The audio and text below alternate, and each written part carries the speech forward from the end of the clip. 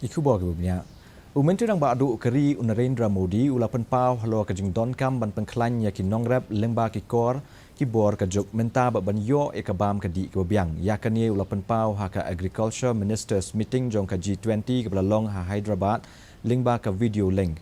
Abu Pynpaw ia ka jingat lenti jong keri Myntri Rangbahduh ula ong ba ke India kala but dien yaki mat treikam nadu ke basdang bat haduk ke lawai ha ka ban kentiu ya ke rukom treikam batru ha ke rukom ke juk themai bat ka jingri ya kimran ula ong ba ki Nongrep ha keleng jong keri kim ju Jingdonkam ya ka synthetic fertilizers bat ki jubut ya ki lat jingada ya ka kendau ban kentiu ya ka rukom rep ke ba klem ai dawai haringkat ke rukom rep ha ke juk menta ula ong ba ki Nongrep jong keri ki ju Jingdonkam da ka solar power bat ki wei ki Jingdonkam.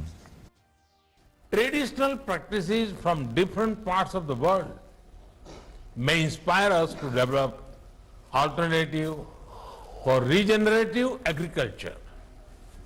We need to empower our farmers with innovation and digital technology. We must also make solutions affordable for small and marginal farmers in the global south. There is also an urgent need to reduce agriculture and food waste and instead invest in creating wealth from waste.